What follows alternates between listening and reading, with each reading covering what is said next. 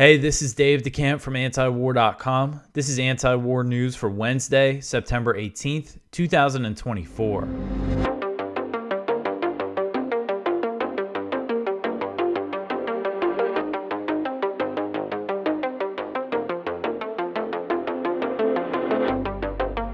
All right, the first story at the top of antiwar.com today: 9 killed, over 2,700 injured in an Israeli attack on Lebanon. So this was the big news of the day, of course. Israel blew up a bunch of pagers inside Lebanon in a sabotage attack, pagers that belong to members of Hezbollah. And at least 9 people were killed, including an 8-year-old girl, and thousands of people have been wounded. You know, they set these things off in the middle of the day while a lot of these guys were out among civilians in markets, on crowded streets, or in their homes with their families. So this is just a terrorist attack. If any other state or actor did this, that's what all the media would be reporting it as. And pagers also exploded in Syria, where unconfirmed reports said that at least 14 people were wounded. I saw another report that said 7 people were killed, but I didn't see that anywhere else, so I didn't include it in the story. So that's, again, very unconfirmed. And among the wounded in Lebanon was the Iranian ambassador to Lebanon, who suffered a superficial injury, according to Iranian media. So they were saying he's okay. But at least 200 of the people who were injured are in critical condition. Hezbollah said, quote, "We hold the Israeli enemy fully responsible for this criminal aggression that also targeted civilians." You see this video here. This is CCTV footage of a supermarket in Beirut, in the Lebanese capital. And you see an explosion. A man is shopping. He has a bag. It looks like something in the bag explodes. There's children right across the fruit stand from him. It looks like he's the only one who was injured by this, and he's, kind of crying out in pain. But I mean, this is, again, middle of the day in a market. These are civilians. These are children. And these things were detonated all over the place. And so, obviously, when Israel carries out these sort of sabotage attacks, they usually don't take credit. So they have not taken credit for it as of Tuesday night. Later in the day, U.S. officials told the New York Times that Israel was responsible. And of course, I mean, we all knew that it was Israel when this happened. But they shared some details about the plot. So this is what U.S. officials are saying, that these pagers, which Hezbollah just got because their leadership wanted to reduce the use of cell phones that could be tracked by the Israeli military. The Israeli military has been killing a lot of Hezbollah guys in southern Lebanon. So they wanted to use these pagers. And according to these U.S. officials, they were purchased from a company in Taiwan called Gold Apollo. And then somewhere along the way, Israeli intelligence intercepted the shipment and packed all the pagers with explosives. No way to know that these pagers are just going to go to Hezbollah guys. And when we're talking about Hezbollah, there's a political wing. It's not just militants. There's also civil servants who are members of the political party. They hold seats in parliament. But anyway, so they packed these pagers with explosives and a detonator switch, and then they sent them on their way. And this is what happened. The pagers began heating up and exploding around 3:30 p.m. local time. And of course, Hezbollah is saying that they're going to respond, and this could be kind of the prelude to some sort of Israeli escalation in Lebanon. Right before this happened, Israel said that, was saying that they were planning to escalate things in Lebanon. So just a really brazen terrorist type of attack here from Israel.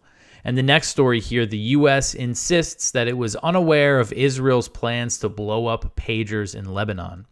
So the U.S. claimed on Tuesday that it was unaware of Israel's plans to blow up thousands of pagers inside Lebanon. State Department spokesman Matt Miller insisted that the U.S. was not aware of this operation and was not involved. And he said the U.S. was still gathering information about the coordinated attack.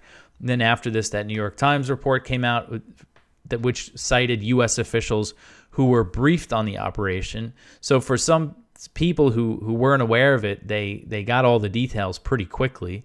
The Israeli attack came after the Israeli Security Cabinet included the return of displaced Israelis to their homes near the border with Lebanon in their war goals. They kind of had a meeting on Tuesday morning or Monday night, and afterwards said, our war goals include, destroying Hamas in Gaza, and they added this, returning the displaced Israelis to the north. And Israeli officials told Axios that the purpose of this decision was to signal that Israel was going to turn its attention from Gaza to Lebanon. And the pager attack also came after the U.S. reportedly warned Israel against launching a wider war in Lebanon, but the U.S. has also pledged to support Israel if the situation escalates into a full-blown war. We've seen the U.S. say that multiple times when just discussing the situation between Israel and Hezbollah. And back in August, when there was a pretty heavy exchange of fire between the two sides, the U.S. provided intelligence support, and they deployed all these warships and warplanes to the region to defend Israel, either from a major Hezbollah attack or from an Iranian attack in response to Israeli escalations.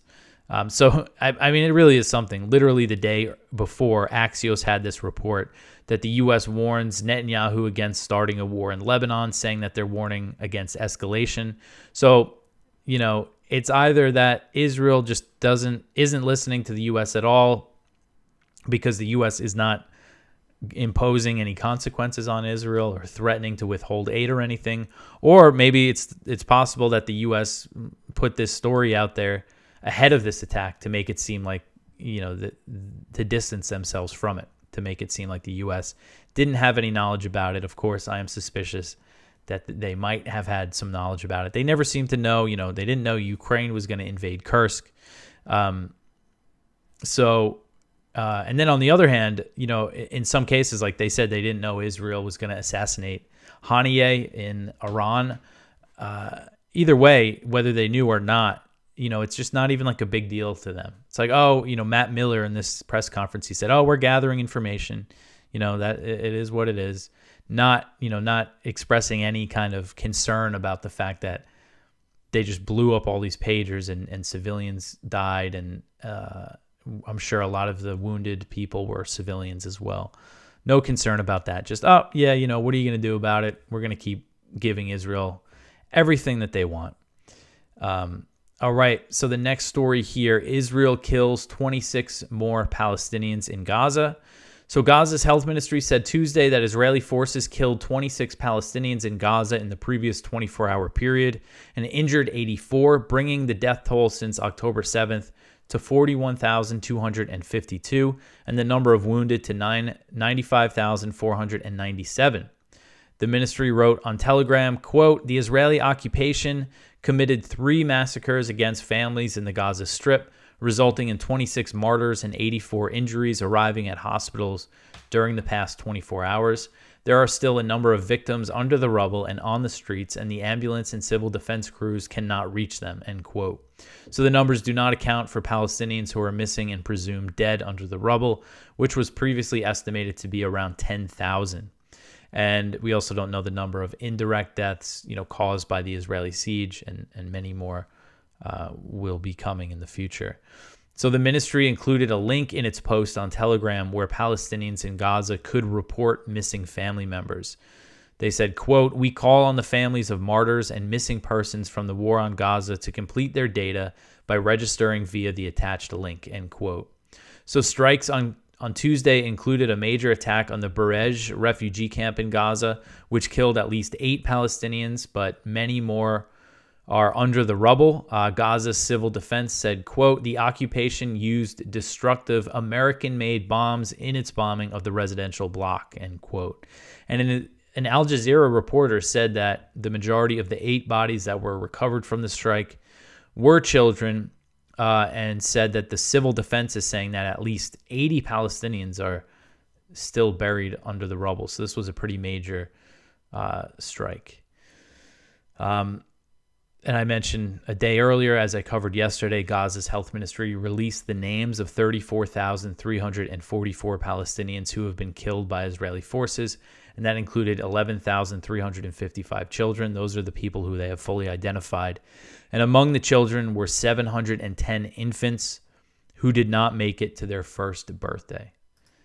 Just absolutely horrific. All right, so I want to mention our sponsor for today's show, and that is the Expat Money Summit, and this is being hosted by Mikkel Thorup from October 7th to the 11th. And Mikkel is a fan of antiwar.com. I did his show last year. He's a highly sought-after expat consultant and expert with 2 decades of experience with this. And if you want to get your free ticket to the summit, you go to expatmoneysummit.com. And this is the world's biggest expat summit, and the keynote speakers include Dr. Ron Paul, Doug Casey, Scott Horton, Dr. Mark Faber, Tom Woods, Tom Luongo, lots of other speakers as well. And there's a VIP option as well, and this is the first time that they're doing that. And with the VIP ticket, you get access to VIP panels, and you see my face in there. I will be on one of these VIP panels, the VIP 15, along with Kyle Anzalone. And if you go use a link in the description and you you don't need to put in the code. If you just click the link in the description, you will get $100 off the VIP ticket. If you do it through the website, you put in the code anti-war. And we're also going to be joined by Hervé Morish, who is the host of Geopolitics and Empire. I've done his show as well. And look at all these other great VIP summits. De-dollarization, catalyst for economic transformation or collapse, fortifying digital frontiers. Lots of interesting stuff here. And again, I mentioned this a lot with this ad, is that here you can learn how to craft a plan B, which means that even if you don't think this is really an option for you to move to another country, I think it's worth learning about places where you could go, places where it's easy to get citizenship or visa or whatever, and the places that are welcoming to expats and things like that. So again, expatmoneysummit.com. All right, back to the news here. 1,000 Palestinian health workers killed by Israeli forces in Gaza have been named. So this article is from Middle East Eye. It says Israeli forces have killed 1,151 Palestinians working in Gaza's health sector during its onslaught on the enclave, the Palestinian Health Ministry said on Tuesday. A total of 906 were named in a new report published by the ministry, while personal data for the remaining 165 was still being verified. So this is the kind of their what they put out after putting out that list of all the names. They named all of the healthcare workers. I mean, these numbers are shocking. At least 165 of those killed were doctors, 260 were nurses, 300 management and support personnel, 184 health associate professionals, 76 pharmacists, and 12 other health workers. The ministry said, quote, "The Palestinian sector has been subjected to a systematic attack by the occupation forces that has affected all of its components," end quote. So just another horrifying statistic there. All right, the next one here, West Bank kids undergoing assault by Israeli forces. This article is from Brett Wilkins. An average of 5 children per day have been killed or wounded by Israeli occupation forces and settlers in the West Bank, according to a report published Tuesday by Save the Children, which sounded the alarm on what it called a significant escalation of violence in the past 6 weeks. According to the charity, Israeli forces have killed 158 Palestinian children in the West Bank between October 7th and August 14th. At least 1,400 other children have been injured. The majority of those killed, 115 children, were shot, while others have been killed by Israeli aerial bombing and drone strikes. Child casualties have increased significantly since Israel launched a major offensive in the northern West Bank on August 28th. So one 12-year-old girl from the Tulkarem refugee camp described what it was like to experience an Israeli Defense Forces raid. She said, quote, "I felt a lot of fear because of the airstrikes and shootings. By the third day, I was even more scared because the Israeli forces raided our home. They barged in screaming, and my mom tried to speak to them, but they swarmed the house and searched every room. We were so afraid of them. There was no safety for us. At any moment, they might come back, and at any moment they go, we don't know, end quote. And also you have Israeli settlers, break into people's houses and threaten to kill them and do things like that. So a real tough situation for the Palestinian children there. All right, so the next one here, Iraq's prime minister says that a U.S. withdrawal will be announced soon. So Iraqi Prime Minister Mohammed Shia al-Sudani has told Bloomberg that the official end date for the U.S.-led anti-ISIS coalition will be announced soon, and reiterated that Iraqi security forces are no longer need the U.S.'s help to fight ISIS remnants. He said, quote, "We will announce the conclusion of the international coalition's mission in Iraq during our participation in the International Conference Against ISIS. The justification for the coalition's presence no longer exists. There is no need for a coalition. We have moved on from wars to stability. ISIS is not really representing a challenge," end quote. So, as I've been talking about a lot, this is the prime minister of Iraq who is supposed to be the U.S.'s partner there, saying, we don't need your help. We don't need your help. Yet U.S. troops are still involved in raids and still kind of sitting at these bases like sitting ducks. And earlier this month, I'm kind of pessimistic about this withdrawal from Iraq because all the signs are telling me that the U.S. is trying to finagle a way to stay. Earlier this month, Reuters reported that under a withdrawal plan that has yet to be announced, the U.S. would remove hundreds of the 2,500 troops it has in Iraq by September 2025 and complete the withdrawal by September 2026. However, the report said that the U.S. could leave troops in the country under a new advisory relationship, and the Biden administration has made it very clear that they want to keep troops in Iraq. Just last month, the State Department said that the talks with Iraq had been focused on creating a new bilateral security partnership, and the State Department actually said that at no point was the idea of a withdrawal being discussed. So, again, I talked about Niger, I think, yesterday. Niger, initially the U.S. was trying to drag its feet, but they ended up having to leave. And now that happened much quicker. There was about 1,000 troops there. And they're saying that's one thing. I mean, it doesn't take 2 years to pull 2,500 troops out. So it goes to show that the U.S. is going to be dragging its feet either way, even if they announce this plan and it's going to end with a full withdrawal. But the U.S. has a lot of leverage over Iraq. It can really hurt its economy. It's essentially holding the country hostage. And of course, the U.S. wants to stay in Iraq, not because of ISIS, but because of Iran, and they just want to maintain the foothold in Iraq and the occupation of eastern Syria. All right, so the next one here, the U.S. flies a plane through the sensitive Taiwan Strait. So the U.S. military said Tuesday that it flew a U.S. Navy P-8A Poseidon surveillance plane over the sensitive Taiwan Strait, prompting China to put its forces on alert and track the aircraft. The U.S. typically frames its military activity in the Taiwan Strait as routine, even though China views the U.S. military presence off its coast as a provocation.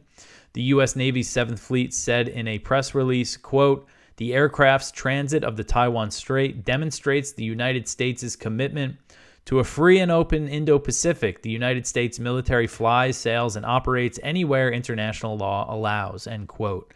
So a spokesman for the Chinese military's Eastern Theater Command, Li Shi, said that Chinese forces, quote, "organized warplanes to tail and monitor the U.S. aircraft's flight and handled it in accordance with the law.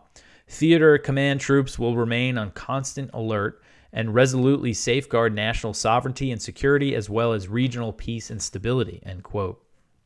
So the U.S. frequently sails warships through the Taiwan Strait, which is more frequent than they send planes. The U.S. sends more ships than planes through the Strait.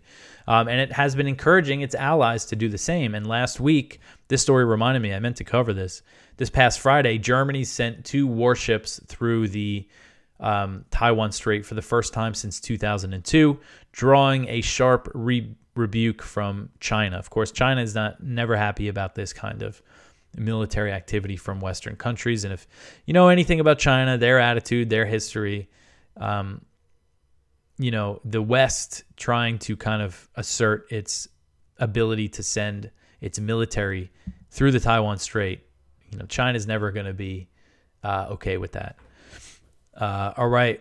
So the next story here, China says that the U.S. is shielding Israel at the UN and is preventing a Gaza ceasefire. This article is from Middle East Eye. I thought this was interesting.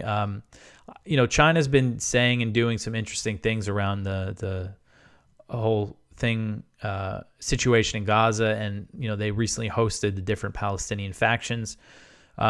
During a UN Security Council briefing on Monday about the war on Gaza, Ambassador Geng Shuang of China accused the U.S. of using the UN to block ceasefire efforts as the conflict gets closer to the 1-year mark. He said, quote, "Why has it been unable to stop this human tragedy, the worst of its kind to this day? Had the U.S. not shielded one side time and again, multiple resolutions of this council would not have been flagrantly rejected and defied," end quote. He described the situation as alarming and past belief, and just went on to, call for peace and for a ceasefire in Gaza.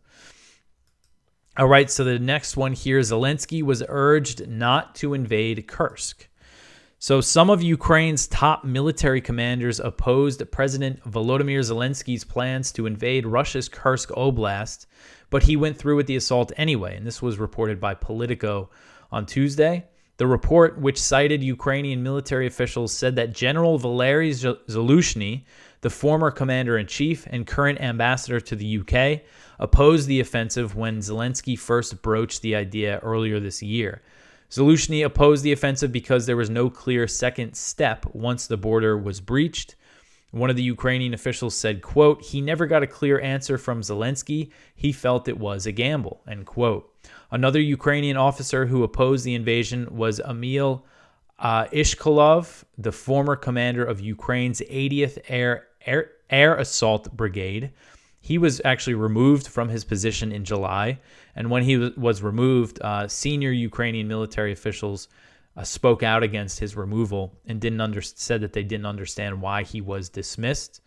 And Ukrainian media reported at the time of his dismissal that Ishkolov was removed because he was opposed to a task that did not correspond to the brigade's strength. So it sounds like he was opposed to the plan to invade Kursk. And two senior Ukrainian military officials told Politico that Ishkolov opposed the invasion because he thought the brigade would be too exposed inside Russia and would suffer heavy casualties. And Russia recently began a counteroffensive in Kursk and has recaptured some villages. It's still, you see the fighting here in the map from South Front. That yellow area is an area where Russia is gaining control. They still have a ways to go, so I'm sure the fighting's going to be going on for a while, but it does seem like the momentum is on Russia's side, and that they're going to slowly recapture this territory. And it does look like there's a potential of, if they keep going along the border there, of the Ukrainian troops kind of being surrounded. And then, they certainly are taking heavy casualties, I'm sure. So one purpose of the invasion was to distract Russia from the Donbass region, where Russian forces have been making steady gains, but that has failed as Russian troops continue to close in on the Donetsk city of Pokrovsk. Another purpose of the invasion, which might have had some success, was a psychological impact on Russian civilians. And this strategy was praised by Richard Moore, the head of the British spy agency MI6, during a joint public appearance with CIA Director William Burns. Moore said that the operation was, quote, "typically audacious and bold on the part of the Ukrainians to try and change the game, and it brought the war home to ordinary Russians," end quote. That was something, if you remember a story I went over a few weeks ago, a Ukrainian soldier saying that they had Western intelligence helped with the invasion. He said one purpose was psychological impact on the Russian civilians in the area. All right, so that's it. That's the last story. I left the one up yesterday about Ryan Ruth, the alleged would-be Trump assassin, about his yearning for World War III, which is such a bizarre story. So anyway, that's it for the news. Please go check out our viewpoints. One from Abda Jawad Omar, testing the boundaries for ethnic cleansing in the West Bank. One from Anthony Fulton, The Longest Day, Israel's Victim Mindset. One from Pat Elder, Okinawan governor calls out crimes committed by U.S. military personnel. One from Christopher Mott, U.S. to bring troops home from Iraq, but why not from Syria too? I hope that they are bringing them home from Iraq. Spotlight is from Gideon Levy, when the IDF says death to inciters. So please go check all of that out. You could always support this show by sharing it. Tell your friends about antiwar.com. Like, comment, subscribe. If you listen to the audio podcast, which is most of you, you could leave a review or a rating or whatever. That stuff helps out. I appreciate everyone who does all that stuff. I will be back tomorrow with some more news. Thanks for listening.